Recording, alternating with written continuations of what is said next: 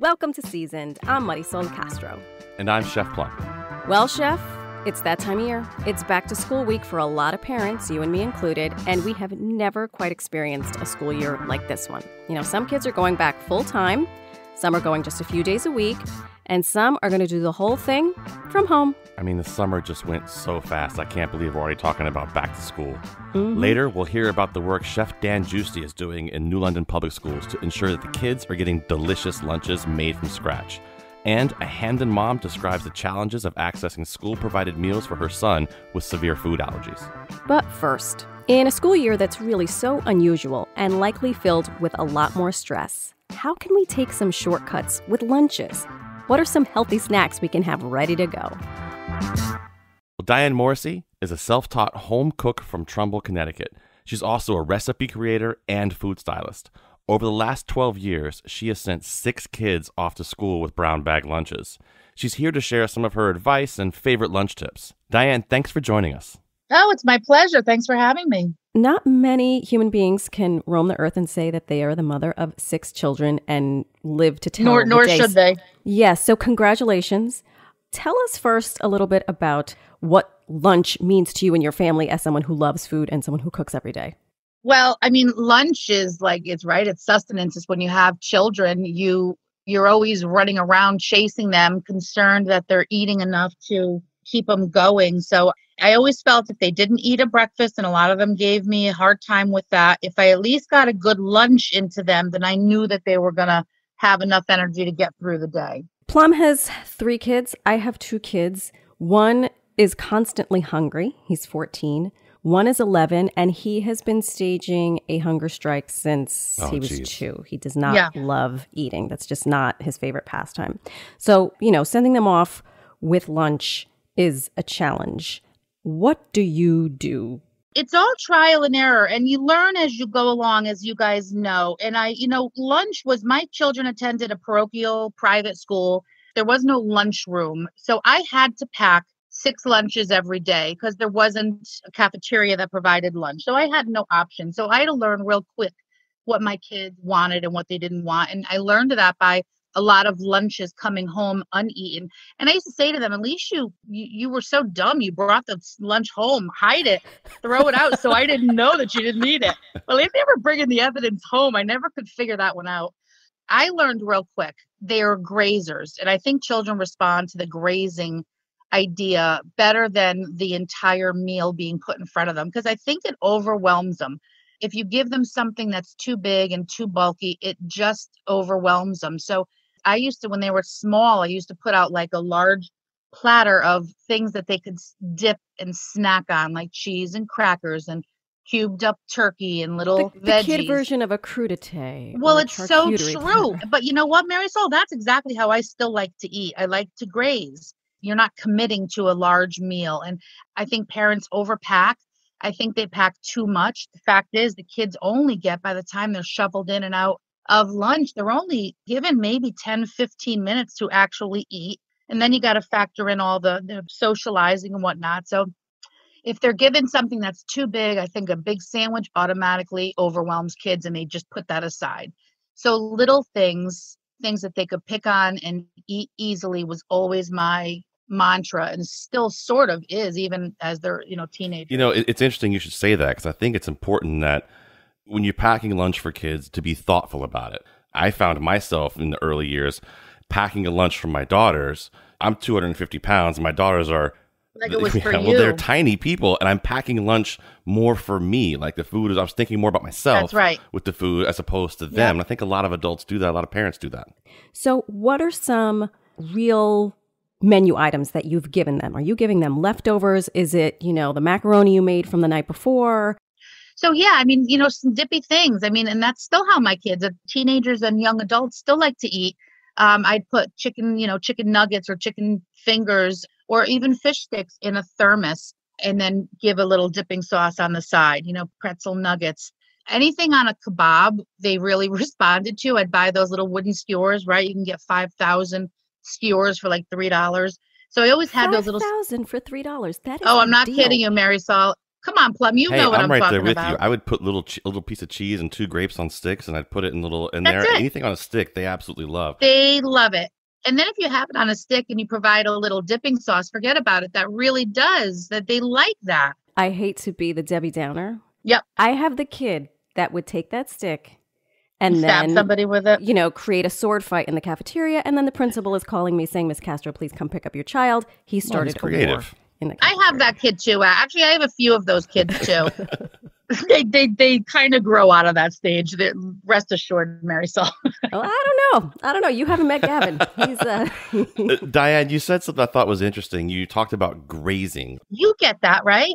Absolutely. I couldn't agree with you more when it comes to that. I almost got to where I was doing almost like a bento box style lunch for my daughters. Like, I like that. Where it was like there was a section of raw vegetables, green beans, little mozzarella balls, cherry tomatoes, and just things like that kind of in little portions, in little sections. And I found they would actually eat more stuff like that. So those bento boxes, they weren't available when my kids were younger.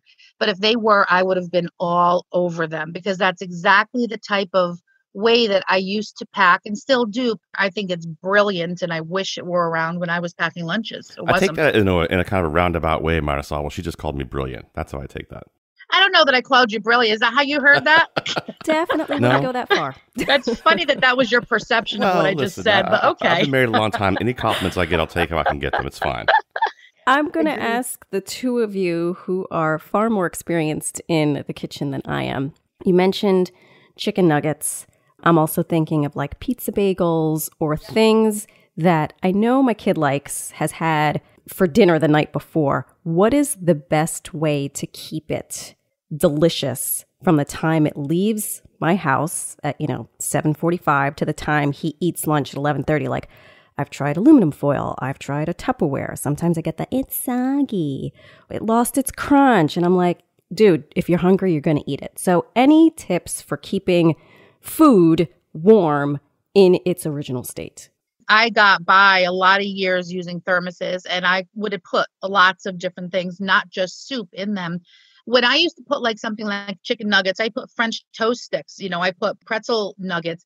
I'd fold a paper towel up and put it at the bottom of the thermos. And that barrier in between the heat source from the bottom of the thermos and the food, I thought kept it a bit crunchy. And you're always going to lose the crunch factor, but I always thought that did the trick for me. I don't know about how Chef Plum feels.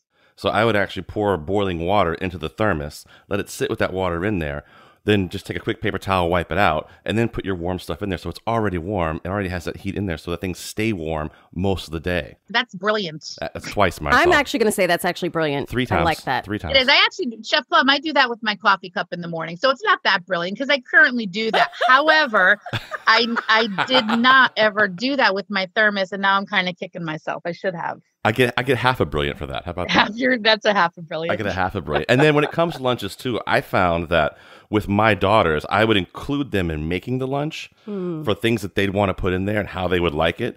And now with my daughters going into 8th grade, they actually get up in the morning and make their lunches on their own. And they're really, really thoughtful in how they do it. Again, it kind of goes back to that, just thinking about the food that you're putting in there. If you're going to put apples for your kid in your lunch, well, don't put a whole apple in there. That's not fun to eat, but cut it up in pieces. Or if you are going to put apple slices in there, if they turn brown from oxidation throughout the day, just take a little bit of acidulated water, which is just a little lemon juice and water, and just dip them in there for a second. Okay, I did that once. I put a lemon wedge in with the apple because I thought it was being really cool. No, that makes apple lemons. No kid wants to open up and see a lemon wedge in their apples. Mm-mm. Oh no, Gavin just ate the lemon wedge and left the apples. But can we have a moment to discuss sandwiches? Because a good old-fashioned sandwich can go a long way, but you up your sandwich game how? Actually, I learned this over the years, and I'll stand by what I said about sandwiches in general. The size of them overwhelm kids, and they don't eat them. So I used to correct that by little slider rolls. So I made sandwiches, but I put them on tiny slider rolls. And number one, how adorable is that? And number two, they're not overwhelming. So a child is more apt to pick up a sandwich, which is on a slider roll as opposed to a big bulky roll. Fantastic idea. Keeping it small like that.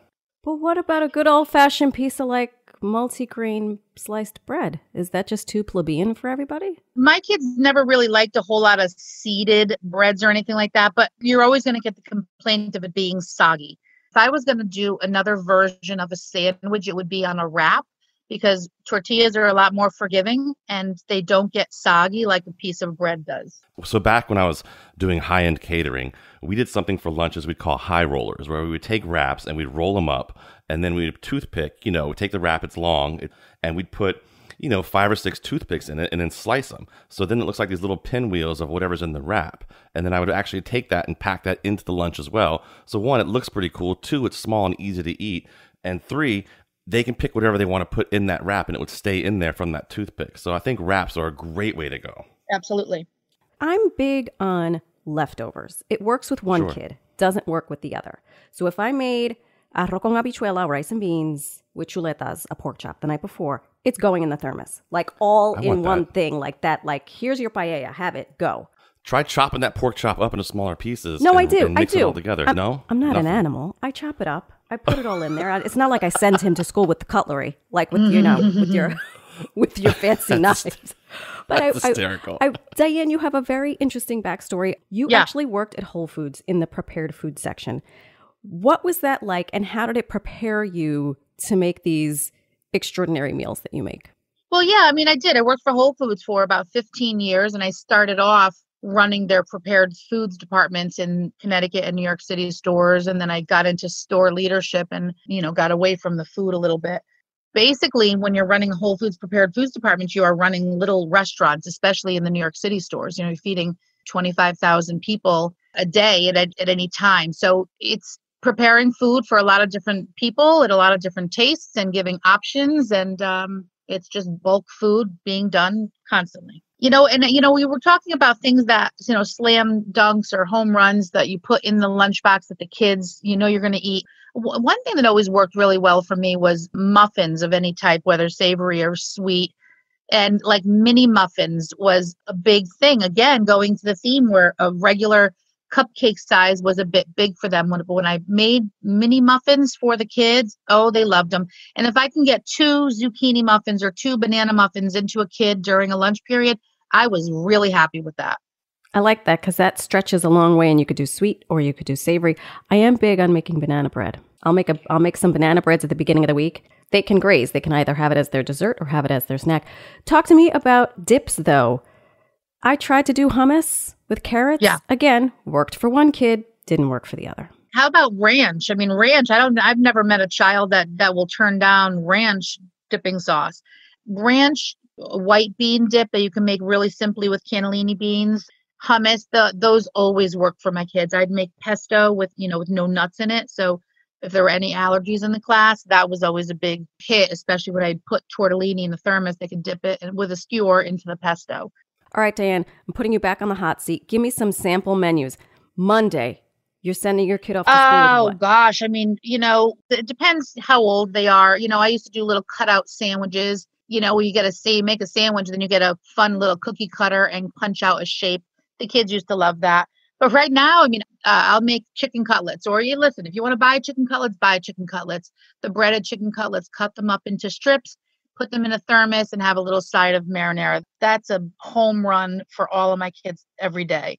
Little mac and cheese muffins, right? You get a little, cupcake tin and you make mac and cheese, but portion them off into cupcake size and bake them off, and you have individual size mac and cheese muffins. Little frittatas. Chef Plum, I bet you do that as well. Absolutely. Those are great. Little mini frittatas. And you could do those on the weekend in bulk. And you could put anything in a frittata. You can just keep it veggie or put ham or chicken in there to get the extra protein. What about an English muffin pizza? I never really packed those for the kids. I would make those, like I have remote learners now at home, right? They're going to class in front of the computers. I'll make those for them while they're home, but I don't know that those travel well enough, to be honest. And again, you want to be practical. You don't want to kid yourself that everything you pack is going to be eaten by your child. Absolutely. So, Diane, you brought up hybrid learning, and I think it's a really great thing to talk about because we're all going to be dealing with that now. Yeah. My kids go to school 2 days a week, I think, is a situation. Then they're off one day, then they go back a day, and then they have to go around, go to some other state, and then come back and do it again. I don't know what the situation is. But I have to work, my wife has to work, so we're trying to think about things we can keep in the house that are easy for them to kind of grab and have lunch during the day. And for me, having a big salad around, kind of keeping cut up fruit around would be a good idea. I love your chicken cutlets, keeping those things around, boiled eggs, that sort of thing. What do you think would be some good tips on hybrid learning food to keep around the house so you can keep that meeting you have to do on time still while the kids have lunch? I think, I was always a big fan and still am, now that I have a lot of teenagers, a lot of my boys, right? They're all lifting. They all want protein. They're constantly eating. So pasta salads were always a huge go-to for me. I can always have, listen, right now they're at the age where they'll look in the fridge, they'll open it up. It can be filled with food and they'll still say, there's nothing to eat. So sometimes you kind of got to knock them over the head with what you have in the fridge to let them know, yes, there is. Take another look. So pasta salads were always a go-to for me. First of all, they're cost effective. You could feed a lot of people with them. The more things you add into the salad, the more sustenance it has. And it's really easy to add, bacon or chicken or tuna to a pasta salad to make it beefier and bulkier for them. So those were always a go-to for me in their thermos, whether it be, cold or home for remote learning. I think pasta salads are great. And also, with the type of, if you think about like a bowl, like a veggie grain bowl type of way that my girls love to eat now. And you go to a store, you pick your grain, your protein, you pick your salad dressing, you pick your veggies, and you build a really fabulous grain bowl. Now, if you have all of those, it's not a big deal to make a batch of farro or a batch of wheat berries or quinoa, have them in the fridge. And then have a rotisserie chicken that's cut up or, roast off some veg so that the kids can sort of throw it together and make themselves a really simple, healthy grain bowl. Yeah, I think those things are fantastic. Anything you could put together, kind of let them make their own choices based on what you've already got prepared in the fridge is always a win. I think if the kids are making their own choices and they feel like it's something they put together, they're definitely going to eat it more likely than if I were to put it together for them. Absolutely, right. Hey, what about some of those mid-afternoon pick-me-ups when it's, 3 o'clock, 4 o'clock, you need to get that snack down before dinner? What's something you think would be a great pick-me-up for adults or kids? Beside a glass of Chardonnay? Well, at least wait till 5. Would that be considered a pick-me-up? I think so, but I don't know if my kid... Well, yeah. Google energy bites, and there are so many great recipes for these little beautiful magical balls of energy that you make that kids actually love. So I always have a batch of energy bites, or I try to for the kids. That's a great thing. You know what I'm talking about, right? Peanut butter and oats and yeah, for sure. Nuts or seeds and chocolate chips. So easy to put together, but really good boost of energy, like yogurt covered pretzels, that type of thing. Mini muffins. I'm a big baker, Chef Plum, so I always have some type of muffin in the house, like an oatmeal berry square type of thing. So there's always something that the kids could grab that isn't going to ruin their appetite, but will give them a little bit of energy, during the day. Diane Morrisey is a mother of 6 and a professional lunch maker. You can follow her recipes and food tips on her very popular Instagram feed. She's got more than 150,000 followers. It's at Diane Morrisey. Diane, Morrisey. Coming up, Chef Dan Giusti talks about his work with school districts to make school food healthier. I'm Marysol Castro. And I'm Chef Plum. This is Seasoned. We'll be right back.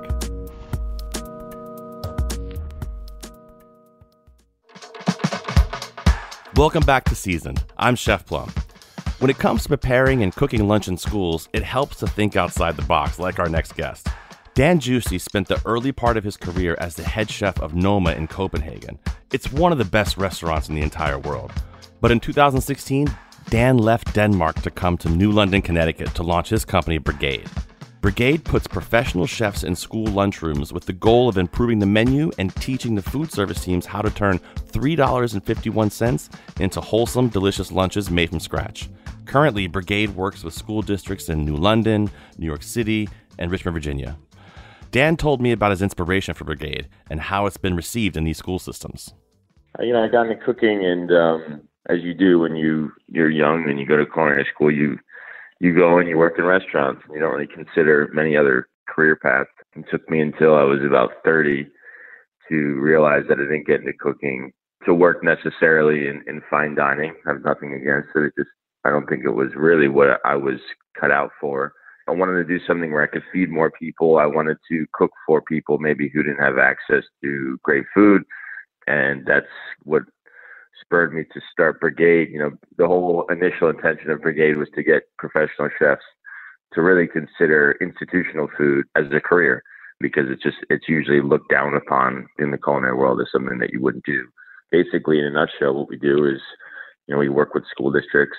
We hire professional chefs who are genuinely motivated to do this work. It's not about, is it a perk? Sure, of having, weekends off and holidays off, but that's not what we're looking for. We're looking for people who genuinely do want to get into this to help feed kids and improve the quality of the food. And that's what we do. We find those people, we train them on kind of the nuances of working within schools, working within the nutritional guidelines set by the USDA, within the budgetary guidelines set by the USDA, and also just great people who can go into a school, they can assert themselves as a professional, but they can work with the staff and make them feel good, about what's going on, and not talk down to them in the sense that, we're not there to tell them what they're doing is bad, because in most cases, they're doing a great job. It's just that they haven't been set up for success. And together, we find ways to make the food better, but more importantly, we find ways to make the food really desirable for the kids, and that's the real challenge. Do you find any kind of pushback from the staff that's there, the people who have been there for years working, and here comes now they're going to bring this professional chef in here that, they're kind of like, no, that's not how we do this, or no, we can't do it this way. Is there any pushback? Yeah, 100%. I would say it definitely comes down to how we are introduced into the program. So, whoever's in charge, if they bring us in, they properly introduce us, who we are, why we're there. Usually that helps, but there's no question when we go into one of these, in an individual school, you might have, let's say you have 8 people. You have 2 people there who are like so into this. There was a time when they were working in the that same school kitchen where they were cooking from scratch. So they're kind of looking forward to it. You have 2 people on the other end of the spectrum who are just like not for it. In the end of the day, it's like there's no way around it. It's just going to be more work. They're being held more accountable for what they're doing, so they're not super happy. And then in the middle, you have 4 people that the day goes well and there's extra work put into the food, but if the kids are really happy with it, they're thrilled.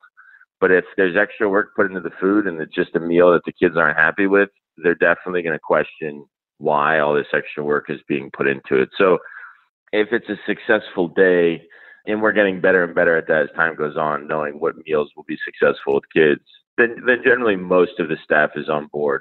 Probably the thing I'm most proud of with our team is that they really know how to work well with people. But there's no question there's pushback, because at the end of the day, it is more work.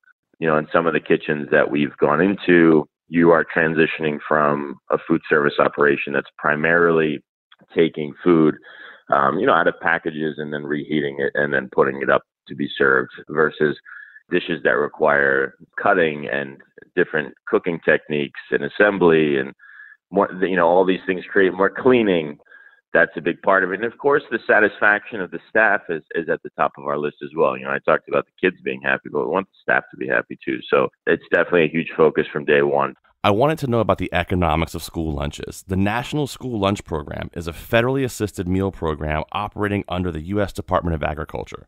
The USDA reimburses school systems $3.51 for each lunch. So a lot of folks, they see that number and they say, oh, it's not a lot of money, but it's actually not that bad at all if that was just for food. But that's for everything. So it's for food, that's for labor, maintenance, really anything that you would need to produce the meal. In most cases, in the majority of cases, school food service program is self-sufficient with that reimbursement dollar. So most schools don't give money to the food service program. The school district has a general budget. They usually don't chip in to help the food service program. When it all comes down to it, you have about $1.25, $1.35, depending on the meal, for food. And you have to offer 5 components. So you have to offer a protein, a whole grain, a vegetable, a fruit, and a milk. So you have to take 3 of those things. You can take all 5 as a kid. If you take a milk in most places where we work costs in the vicinity of $0.25. You're down to close to $1 to put together the actual meal. So this is really where the challenge comes in. So you have $1 for the meal. Again, you're following nutritional guidelines. So it becomes very complicated. Are you allowed to raise that price if you needed to? Even if you could raise it 25 cents, 30 cents? That's a great question, because that to me is like the main difference between what we do and what you would do, say, in a restaurant or really any retail environment. It's just that is that's the price. I mean, technically you could, if the school district said, hey, we want to increase the budget here, we're going to give you we're going to give you 5 cents. But that's I've never seen that anywhere. For us, if we use an extra 4 cents and we go to compostable forks and knives, that's an extra few cents that will then come away from somewhere else. When we only have $1 or so for food, when you're taking away a few cents from one place, what is that from? You're already pushing it in terms of what you can afford.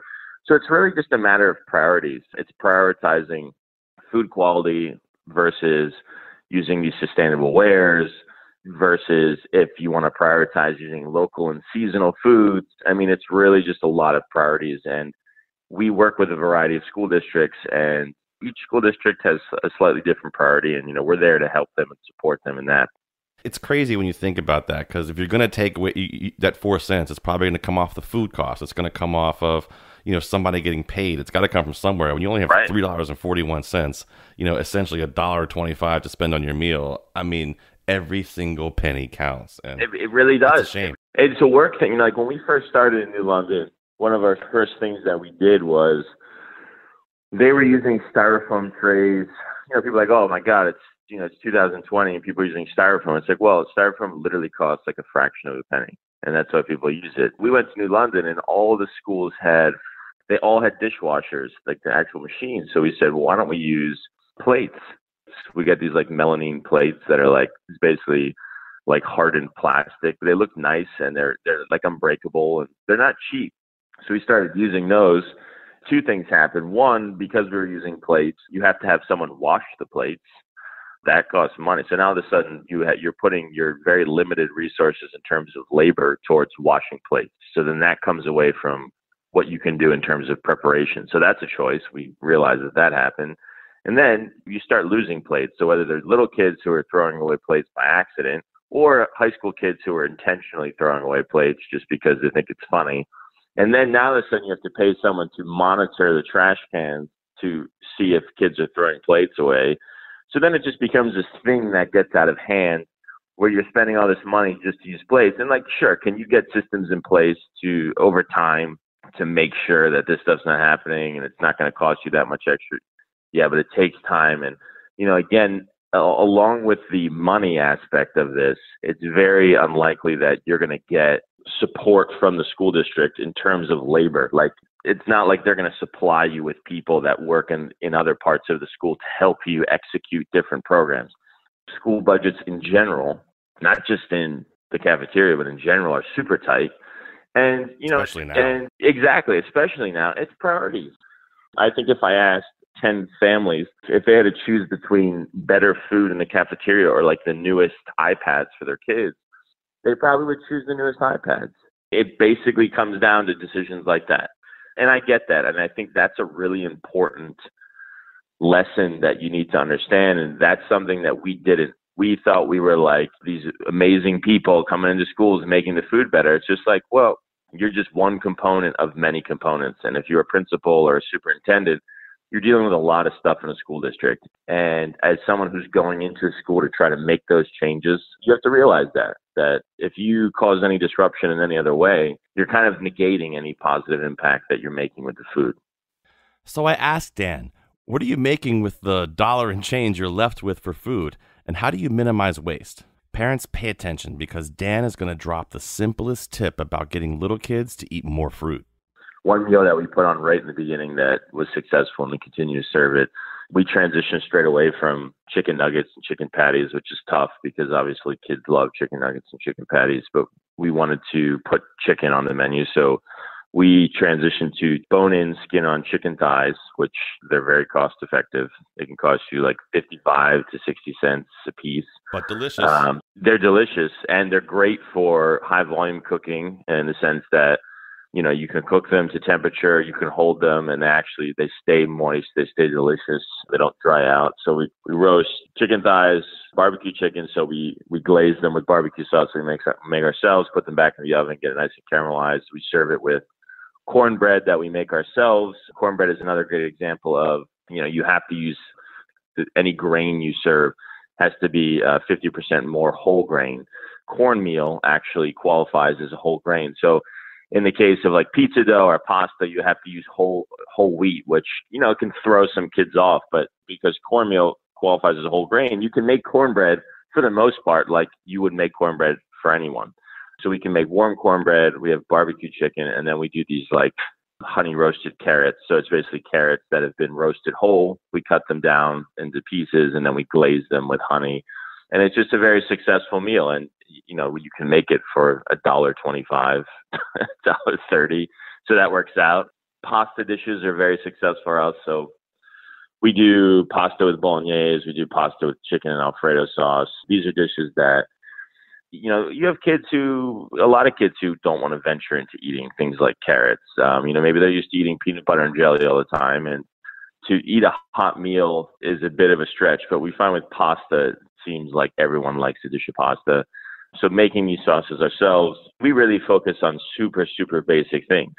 Cooking pasta correctly, batch cooking. Instead of, a lot of cafeterias you see, you might be feeding, like in the high school in New London, they might be feeding 1,000 kids over 3 lunch periods in the course of back to back to back, in the course of like an hour and 15, hour and 20 minutes. And you could easily probably just cook everything and then just serve it. But no, you cook it in batches and you try to make it as fresh as you can. So things like pasta can either be kind of gross where everything's just cooked at once and just mush, or you're cooking it fresh, each lunch wave, fresh sauce, fresh pasta, really tasty. You put it out there, serving it with like a warm garlic bread. We have rolls that we have made, and then serve it with some kind of vegetable. I started off the conversation saying how when, the way it works is you have to offer 5 components and kids have to take 3. And when they have to take 3, one of those components either has to be a fruit or vegetable. And usually what it ends up being is like a whole piece of fruit. So the way you usually see a lunch line go in this country is kid goes to the lunch line, they take a chicken patty sandwich. The chicken patty is the protein. The bun is the whole grain. Then they have to take a vegetable or fruit at least. There's usually no legitimate vegetable preparation or anything that the kid actually wants. So they continue to go through the line. Right before they check out of the line, there's like, a scrappy looking metal seat tray with literally the worst apples you've ever seen on it. But then the kid has to take that. So they have a compliant meal. And then they go through the line and they just throw the apple away. They don't even eat it. I couldn't tell you how many kids I've met who say they don't like apples, which I think is so strange. From day one, we cut all the fruit.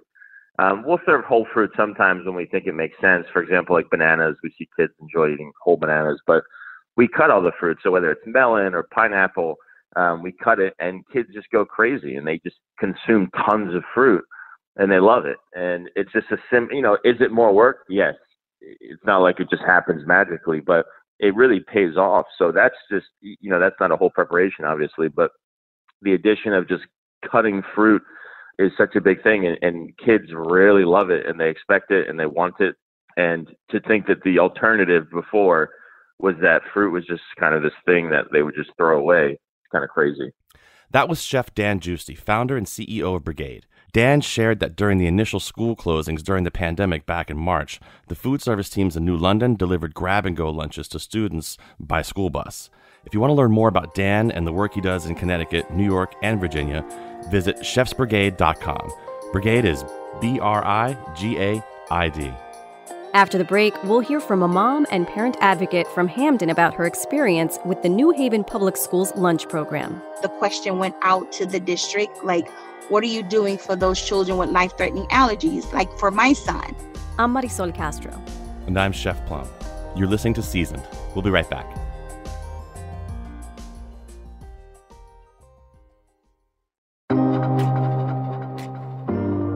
This is Seasoned. I'm Marysol Castro. 92% of public schools in Connecticut take part in the National School Lunch Program you heard about in the last segment. There are several programs under that umbrella providing students with everything from breakfast to meals during the summer. And for many families, those meals are a lifeline. But what about families who are managing food allergies? Najija Ife Waters has 2 sons in the New Haven and Hamden school districts. She says she struggles to get food for one of her sons who has multiple food allergies. And this has been going on long before the pandemic began. For me, it's been very hard because my son has life-threatening allergies. So I've pretty much have been like on a long battle with the district in getting foods for children that may have life-threatening allergies, like trying to get that right. How to make that connection, how to keep them safe. What does the lunchroom look like for them? So that has been my battle for, I think, over 7 years now. If you don't mind my asking, what is your son's allergy? Eggs, fish, peanuts, tree nuts, berries, dairies, indoor-outdoor moles, and animal dander, especially dog dander. Wow, that's a lot. Yes. I asked Najija Ife how she's been dealing with these challenges during the pandemic, where school systems are doing grab-and-go lunches. That was rough. That was really rough. Unfortunately, my sons didn't really get a chance to take advantage of that as much as it could have helped. But unfortunately, the question went out to the district, like, what are you doing for those children with life-threatening allergies? Like for my son, I know that my son's food is sort of like pre-packaged. So it was like, well, how do we get those foods for him with his allergies or any other child out there that has allergies? It was told to me it was a good question, but it was a question that never received an answer. I do know that there was one, like the very first time when the food package went out, I had a relative who was pretty much going around for all the relatives and different ones in the neighborhood that didn't really want to go out when the COVID first. And when she brought the food back, because they were giving the breakfast and lunch at the same time. Mm-hmm. I'm in like both districts, like Hamden and New Haven, because my one son is in Hamden, the other son is interdistrict. So Hamden was more of, here's food. You can have access to the food, where New Haven, I had parents reporting back to me that unfortunately you had to prove that you were in the New Haven school. What did you do with your son and the allergies? Because you said, you inquired and you were told we're working on it. At the beginning, it was very rough because of his allergies. A lot of the food that he could eat, you can barely see them on the shelves. And one of the good things I loved about the community, some of the parents who know me and know my son, when they went to the stores, they were asking me, like, what are the things that he can eat? So if they saw those items when they went out, they would grab those items and then they would bring them to me. So I was grateful for that. So you essentially, when COVID hit and you are in this predicament that your child's life literally depends on what he consumes. And Exactly. It sounds like you were depending on the community around you to help. Pretty much. Like I said, I reached out to the schools, to the superintendent, to the director of student service, and I said, hey, what happens to him? Like, is there some way that you guys are providing meals for the students that has allergies? It's like, I didn't understand that whole breakdown. Like, because my thing was, if the food was already coming in, then there should have been food that was already labeled for him. So Understood. Where was that food and how can we access that particular food? No one had an answer for us. So we pretty much went without accessing food from the district. Najija Ife says she's now used to preparing food for her son, knowing that she can't count on the school systems to provide food that is safe for a child with multiple food allergies. I've been doing that for years. I've been sending food for my son regardless. From the time he entered school, I've been doing this. But it would be nice because when you think about your budget, I'm buying for the house as well as I'm buying for him, for school. So it's like, it's extra. Like it's like a double up. Yeah. So it's like, when do I get a break? It would be nice to be able to tap into something that will provide that additional help, because buying food for someone who is very limited is very expensive. What are you hoping will happen?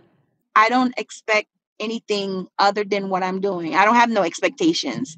If I get surprised, with them saying, hey, we finally figured it out for him, then it would be like, whew. But I know that if I fix my child his food, I don't have to worry about getting that phone call saying, meet us at Yale. That have always been my fear. And that's why I think I fight so hard for it, because there has been a couple of times that could have been my son's life. We spoke with New Haven Mayor Justin Elicker, responding to Najija Ife-Waters' comments that she could not get food that was safe for her son to eat. I'm quite surprised to hear that. Any child with allergy issues was provided an appropriate meal, and that continues to be the case. And also, any family that was asked, has asked for food was never turned away. If families asked for 10 meals, they were given 10 meals without any requirement that the family provide specific details about their child. I'm unclear why Ms. Waters had the issues she described. And I checked with our food service office, and they had no record of her requesting allergies. But if she needs that support, like many other kids that have had specific allergy issues, she will get that kind of support. I think it's also important to underscore that our school system gave out, from March to August, over 750,000 meals.